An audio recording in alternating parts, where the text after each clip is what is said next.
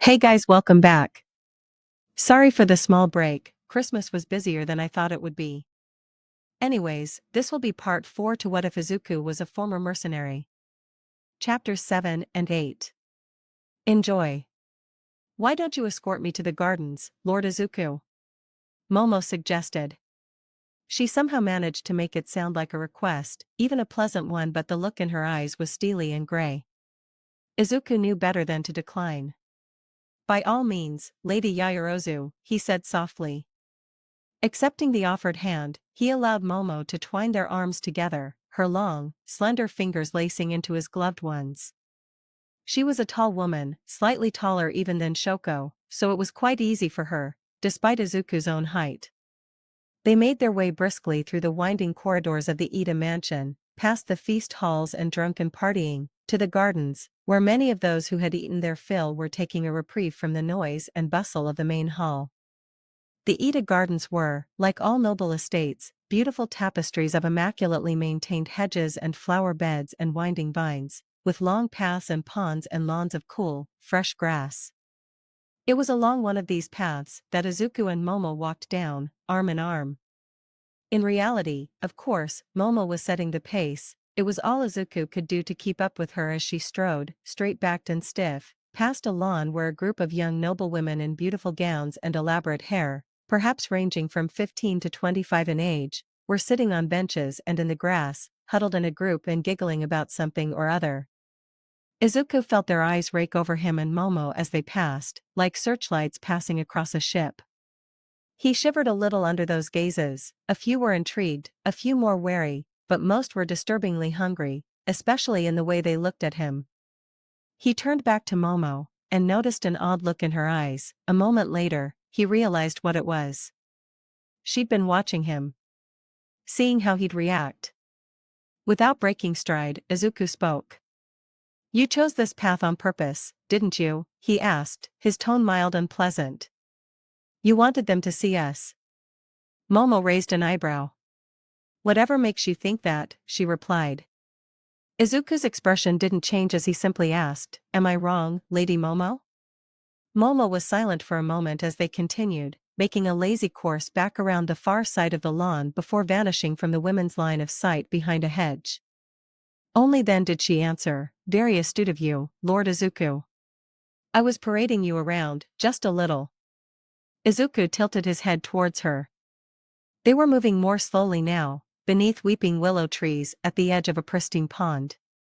In a low voice, he rumbled, "Why?" Momo chuckled, a sound like tinkling glass. "You don't beat around the bush, do you, Lord Izuku?" Izuku frowned. This whole thing sat poorly with him. Momo had made no attempt to hide the dark look on her face when she all but demanded that he come with her, and now she was playing games with him? Something felt off. "I see no reason to play cute," he said, shrugging his shoulders. "You clearly want to talk about something. Say it." Momo was quiet for a moment, and Izuku found himself unable to determine why. She didn't seem to put much stock in his request, though, as instead of giving him a direct answer, she came to a stop at last. They were in a clear space surrounded by hedges, secluded away from the main trails and clearly thick enough to deter would-be eavesdroppers. Izuku, too, came to a halt, studying Momo as she half turned away from him, leaving him unable to see her face. At last, she snorted, and turned back. "So suspicious, Lord Izuku," she chuckled darkly, sounding more like Shoko than Izuku had ever heard her sound before. "Can a single noblewoman not enjoy a pleasant walk with a potential suitor? You're quite the marriage prospect, at the moment." "I merely wanted to make those women a little jealous." Izuku raised an eyebrow at that. To be sure, he found it entirely plausible. He'd been fending off a significant amount of interest from a range of unmarried noblewomen already, though it was mostly through letters and formal greetings from houses friendly to House Yagi, for now. Nor was he stupid enough to not recognize the power of his new position. In terms of the raw power his wife would eventually wield as Lady of House Yagi, he was undoubtedly the most coveted prize of their generation. He had no doubt that he and his marriage status were one of the primary topics of those girls' gossip. But even so, he wasn't sure he bought Momo's reasoning. But as they stood there, that mysterious half-smile on her face, Izuku found himself increasingly uncertain about Momo's intentions and, to be honest, about his own thoughts. To be certain, Momo was gorgeous. She was tall and curvy, her skin pale and smooth, and her elaborate, dark hair silky and elaborately dressed up. Her face was so flawless it could stop a man's heart. Momo Yaoyorozu was, in many ways, the perfect exemplar of a modern Japanese noblewoman, elegant, refined, graceful, dangerous. Not only that, she was witty, intelligent, and interesting. Izuku knew she'd been in the binder Toshinori had given him, to the short list of options he thought would be good for Izuku. And yet, there was something missing when Izuku looked at her, in the dying dusk of a beautiful night. He found no particular desire for her in his heart, nothing that might have been affection, or even really lust. She was interesting, yes, but something about the whole situation felt too artificial, too manufactured, to really pique any further interest from him. And then, of course, there was the issue that he didn't trust her in the fucking slightest. Finally, Izuku decided to take a gamble. His instincts said something was up here. He said in a perfectly even voice, or, to put it another way, you wanted an alibi. A cover for what you really want to talk about.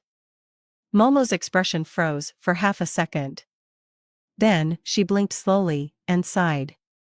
Idly, she raised a hand and twirled a finger around a loose curl of dark hair, before smiling. This smile was not the coy, coquettish thing she had been wearing their whole walk, it was darker, more alive. There was an edge to it, the same edge that seemed to be underneath every expression Shoko Todoroki wore. It was the smile of a dangerous woman, dropping the pretense. I suppose I deserved that, she admitted.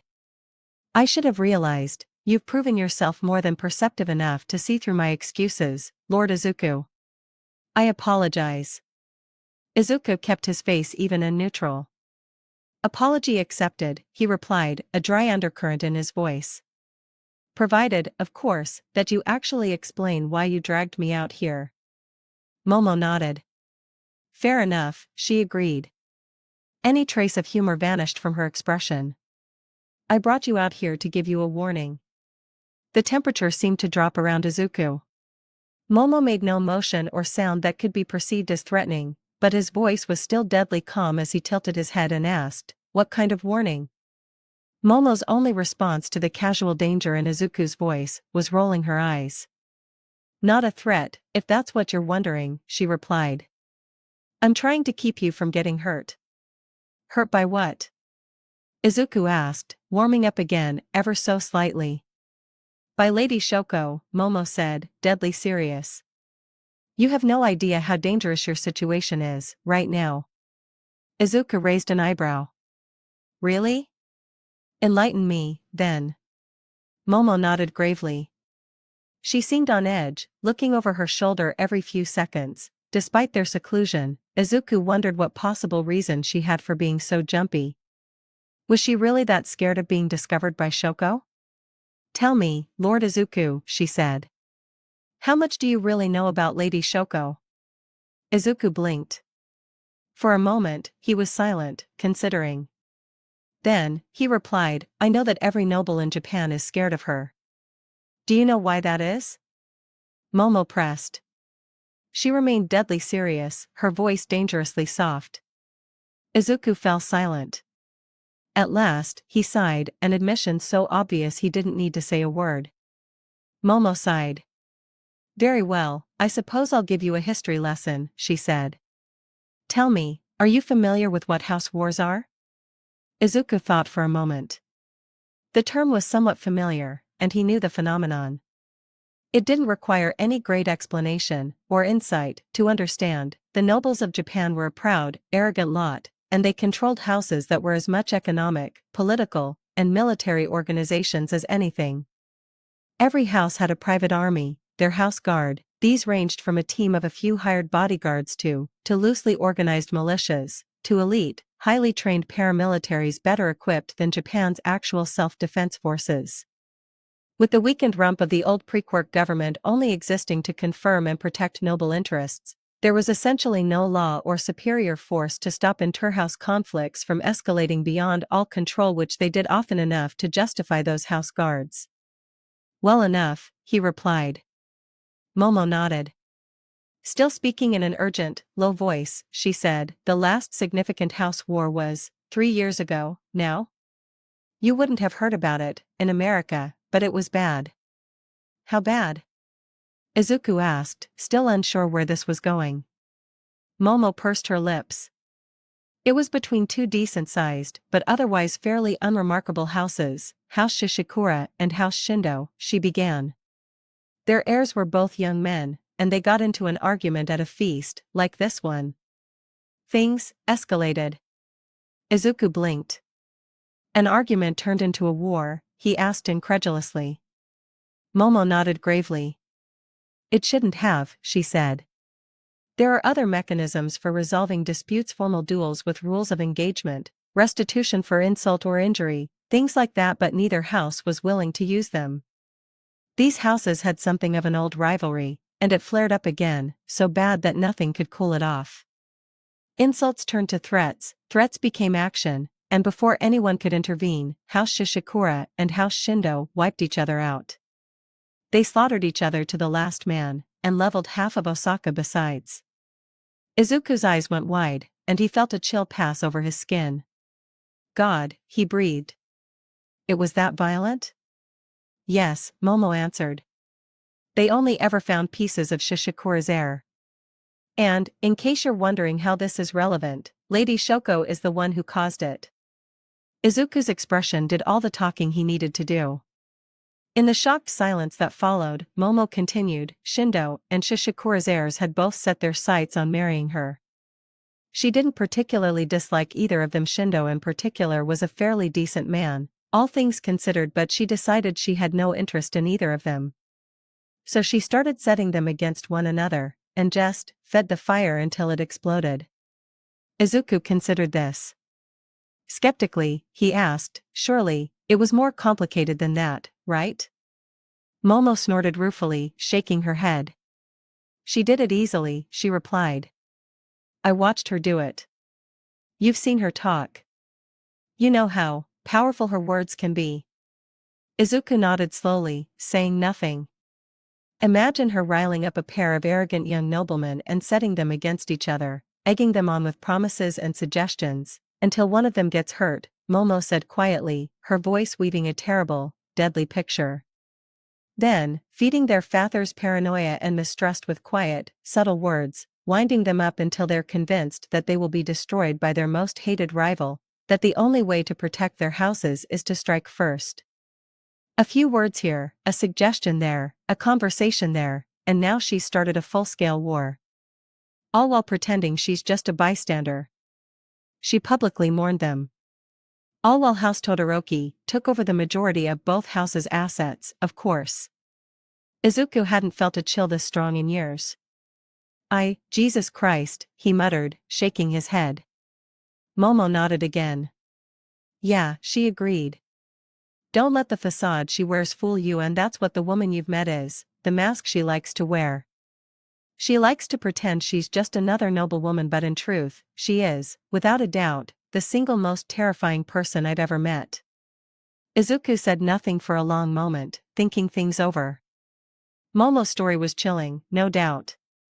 More than that, it had the ring of truth to it, and quite frankly, it would have been a stupid lie, claiming responsibility for such a major event everyone had heard about. Izuku could fact-check Momo's account quite easily with Toshinori. And yet, something once again felt off. Why are you telling me this? He asked. Aren't you her right-hand woman? Momo smiled weakly. Yes, she confirmed. The safest place when you're dealing with someone like her is as her playing piece, and I'm comfortable with that. But even so, we're not all heartless, Lord Izuku. I've seen her chew through men like you. It never ends well for them. And, quite frankly, I like you. I'm trying to give you a chance to get out unscathed. That's my suggestion, leave. Get out before she pulls you any deeper. Find yourself a nice, pretty noble wife, play dumb, and make her lose interest. She won't hurt you that way. Izuku once more considered his words, before speaking. What did he say to that?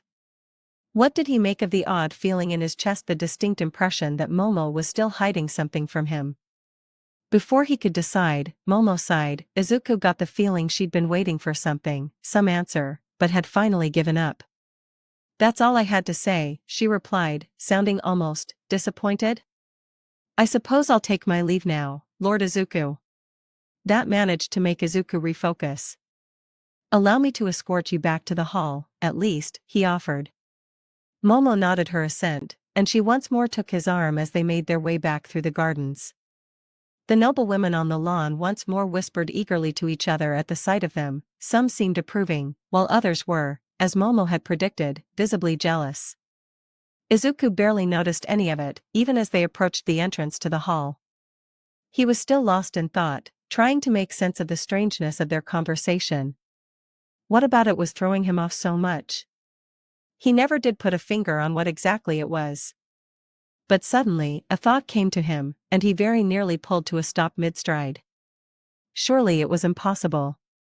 Surely he was fumbling in the dark, jumping at shadows. But he had an inescapable suspicion that he wasn't. It was time to do what he had done best as a mercenary: roll the dice. Finally, they reached the hall entrance, and Momo released her grip on Izuku's arm. Her fingers skimmed down his forearm, but before they could slip away entirely, he casually took her by the wrist. Momo looked up at him in surprise, then in confusion as Izuku smiled mischievously. He raised her hand to his lips, and brushed a kiss against her knuckles. It looked to all the world and to the noblewomen still watching from the lawn like a fond farewell. But none of the onlookers heard him tell her, "Farewell, Lady Momo. Next time, please tell Lady Shoko that I'm just as happy to hear her words from her own lips as from yours." With that, Izuku rose again, and turned his back, disappearing into the hall before Momo could wipe the stunned look from her face. She looked after him, disbelief and no small amount of awe plain in her expression, then turned and beat a hasty retreat of her own. She had another warning to deliver. Shoko was sipping from what she intended to be her last glass of wine for the night when Momo returned without Lord Izuku. She grinned playfully as her right hand closed the door behind her, looking shockingly frazzled by her own flawless standards. "Well," she asked, setting her glass aside. "How did your little escapade go?" Momo looked at her, and Shoko frowned at the visible shock on her face. "What was?" He saw through it, Momo reported, maintaining control of her voice with obvious effort. Shoko had had masterful control of her facial muscles nearly all her life. It was necessary in this world not just to hide your reactions, but to create false ones, to use body language to mislead and misdirect in ways that words simply couldn't. But that control nearly failed her now, as she had to fight to keep her jaw from dropping. "Really?" she asked. "He actually saw through your warning?" Momo nodded. There was a second glass of wine Shoko had set out for her on the table. She took it, and drank deeply, leaving Shoko a precious few moments to gather her thoughts. The little game she and Momo had just played was something they had done many times before. Momo would play the worried underling with a good heart, trying to warn someone off from drawing Shoko's attention with stories of what she was really like, then reporting their reaction to Shoko, who found it highly revealing about their intentions, and whether they were worth continuing to keep around. Those who were intimidated by the revelations about Shoko's involvement in the destruction of House Shishikura and House Shindo were too timid and weak to be worth bothering with. Those who loudly declared that they weren't afraid were a little more interesting, but Shoko had never found a single one who could actually back up that confidence. Nobody had ever figured out that Momo was playing a part. Shoko knew firsthand that Momo was a world-class actor who could have made it on pre-quirk Broadway, and the fact that both her opinion of Shoko and the story of the house war itself were strategically sprinkled with the truth made it that much more convincing. It seemed that Lord Izuku Midoriya was significantly more clever than she had given him credit for. At long last, Shoko gave up the struggle of trying to keep her face even and her emotions contained. Her lips curled upwards into a vicious, cat-like grin, and she burst out laughing. Momo watched nervously as Shoko's mirth filled the room. That laughter only ever meant very bad things, for anyone involved. When she finally regained control, Shoko leaned forwards, over the table. "Now this is exciting," she declared. "Tell me exactly what he said to you." Momo did so, and Shoko had to fight back another peal of laughter. "I like this one," she said with a grin. "He's got balls." Momo shrugged, but slowly grinned as well. "I hate to admit it, but I kind of like him too," she admitted.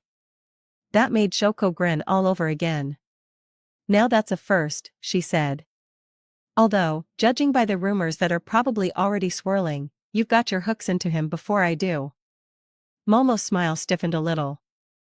"I suppose," she allowed. "I'm not sure he's my type, though." Shoko chuckled. "I suppose not," she agreed. "After all, we all know what your type is." Momo winced. "I thought we agreed to never talk about that," she muttered.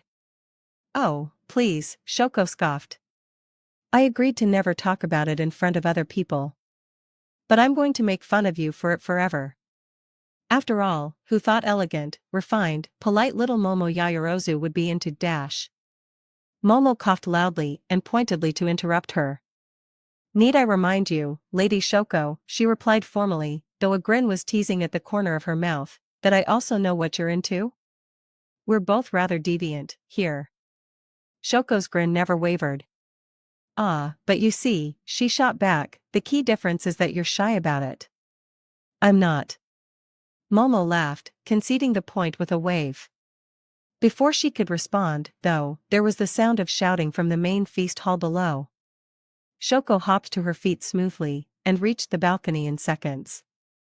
Beneath her, she saw a pair of dark-suited bodyguards who had seemingly told Lord Ida something that made him furious. Beside his father, Tenya Ida was also standing, looking shocked. Before Shoko could even begin to guess what was going on, her own bodyguards appeared in the doorway to their private room. "Lady Shoko," one of them said, "we should be going. Lord Ida has ordered the feast to end, and all guests to leave the estate, with his apologies. Apparently, there's been an incident." Shoko nodded. She knew better than to argue with her guards on matters of security. That was what they were paid for, and House Todoroki only selected the best. If they said it was time to leave, it was time to leave.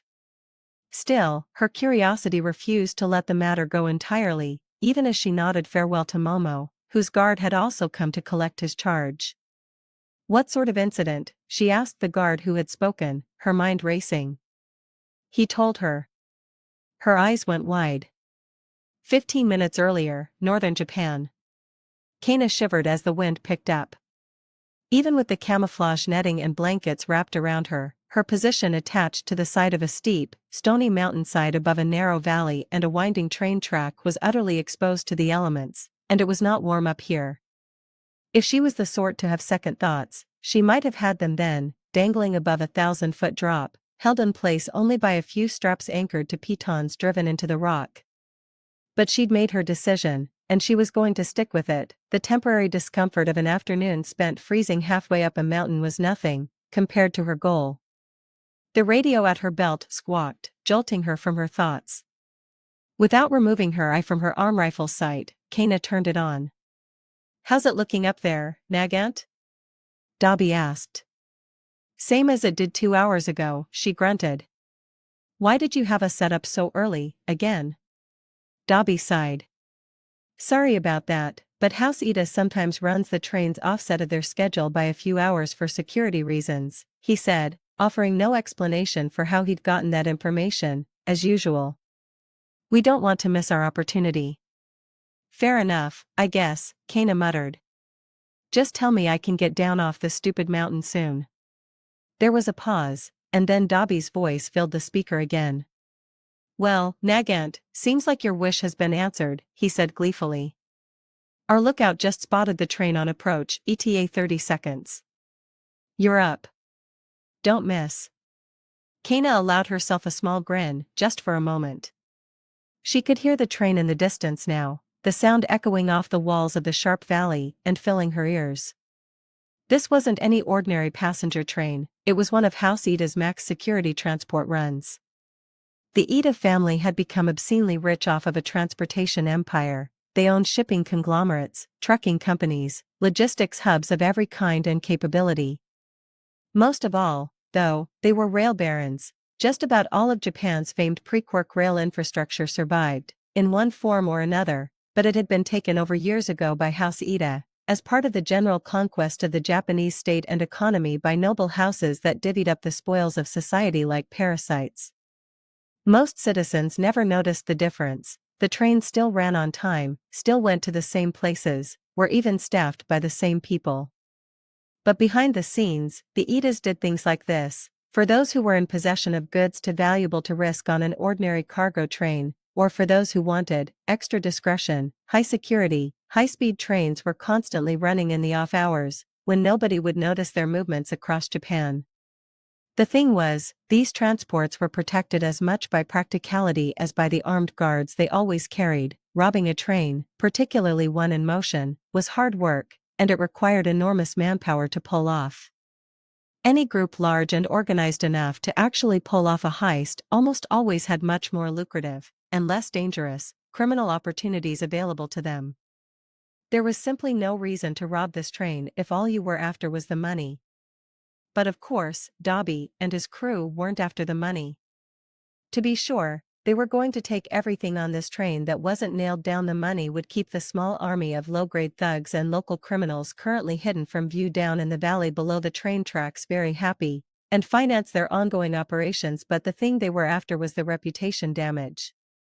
House Ida's services relied on their reputation for speed, reliability, and absolute discretion.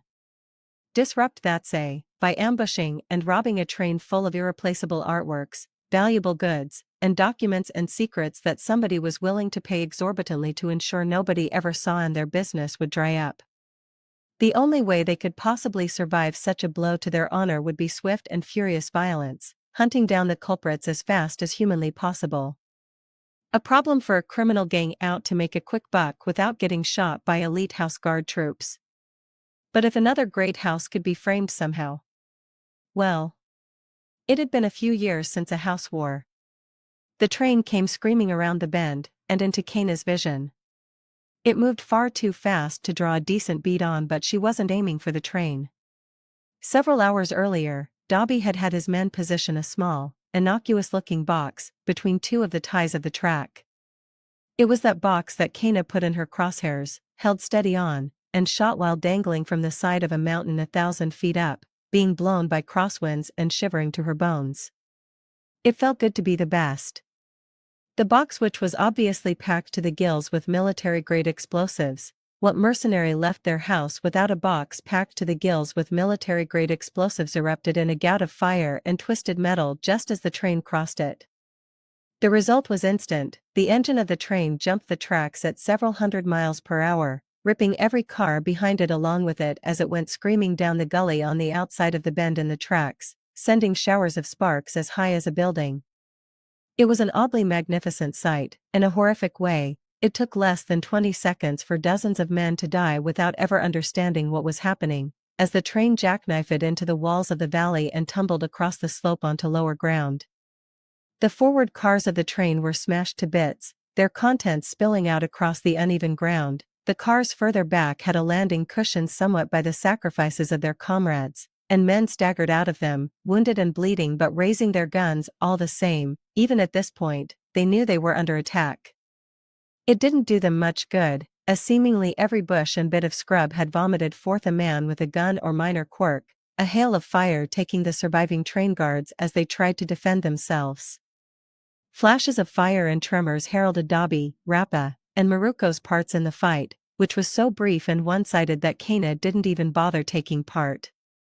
She just gripped the pitons that had held her weight, and began the long, slow process of climbing back down the mountain. The first blow had been struck, and though there would doubtless be a response, she had to admit, it felt good to make the houses bleed. When Izuku awoke the next morning, he felt finally that he was starting to get a handle on the life of a noble heir. There was danger to it, absolutely social pitfalls, dangerous and untrustworthy peers scheming to serve their own agendas, the ever-present risk of knives in the back. But quite frankly, Izuku was more than used to danger, and many of the specific dangers were even things he had faced as a mercenary already. He felt like he was prepared. What he was not prepared for was walking downstairs after dressing to find two people he had desperately hoped to avoid seeing waiting for him in the sitting room. Izuku came to a screeching halt in the doorway, hand still on the doorknob, as his eyes landed on one Katsuki Bakugo. What the dash? Izuku blurted, eyes flying open. Lightning briefly pulsed down his forearms, the scent of ozone filling the air, before he recognized the trespasser. What the hell are you doing here? Katsuki raised an eyebrow. His arms were folded behind his head, and he had his boots up on a mahogany table that probably cost more than his life savings. He was far too relaxed for a man who had apparently forced his way into the most secure home in Japan. Really? He asked, sounding offended. Not even a hello or a nice to see you. Man, you really have turned into a rich asshole. Izuku stepped into the room, slamming the door hard behind him. He did not need Katsuki in his house right now. He especially didn't need the shit show that would inevitably occur if Toshinori found out Katsuki was here. I'm sorry, do you want me to be glad? Izuku snapped. You are in my home. What the fuck are you doing here? Katsuki shrugged. Are you just now realizing that? He asked mildly. As for why, we needed to talk to you. Izuku opened his mouth to shout again, only to stop in dawning horror as he processed Katsuki's words. He repeated weakly. Please don't tell me you and Ochako broke into my dash. If you were about to imply we broke in, a new voice came from a side door, its source rapidly revealing itself as Yuraraka Ochako. I would like to note that I prefer to say we snuck in. We didn't hurt anyone or blow anything up. Figured you'd get mad if we did that. As she spoke, Ochako casually strolled in and plopped herself down on another expensive armchair. She held a crystal decanter in her hand, and a bottle of what appeared to be extremely high-end scotch in the other, presumably liberated from somewhere else in the mansion. As with Katsuki, the finery of their surroundings only made Ochako's dark, coarse clothing and long outer jacket look even more out of place. As Izuku watched, she filled the glass, and took a deep swig. Izuku's expression darkened even further. Do you have any idea what you've done? He demanded. You just broke into the most secure building in the fucking country. If my father finds you here, dash. Ochako ignored him in favor of downing another glass. This one made her grimace. Apparently the high-end liquor wasn't all it had cracked up to be. If this is the most secure building in the country, I should become a bank robber, she snorted, setting the bottle aside. Your guards aren't bad, but they're predictable as hell. We just walked right through a gap in the patrols. Izuku filed that away for later. Toshinori would probably want to know that, and it would hopefully save his friends from at least being tortured after they got caught. Maybe. Okay, he said, taking a deep breath and trying to calm himself. So. You broke dash. Snuck, Ochako interrupted with a cheery grin on her face.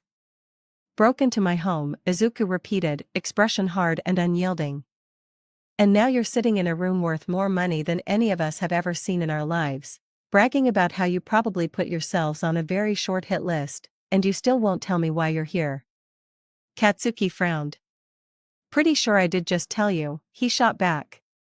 We need to talk. What, did all the knocks on the head finally start to get to you? Izuku growled, but before he could speak, Ochako pointed out, he was yelling at us at the time, Bakugo. Probably a little hard for your words to get through that thick skull of his. Katsuki nodded thoughtfully. Oh yeah, good point, he conceded. Suppose it's his fault, then. Ochako grinned. When isn't it? She replied. As they laughed, Izuku snarled, enough, you two. Tell me what the fuck is so important that you needed to break into my house to tell me about it, or so help me God, I will beat it out of you. Katsuki rolled his eyes. He and Ochako knew Izuku too well to be fooled by the dark, angry expression he wore, or even by the flickering lightning and faint smell of ozone that tinged the room. Simple, Izuku's oldest friend replied as he stood, fishing something out of a pocket on the long tan jacket he wore.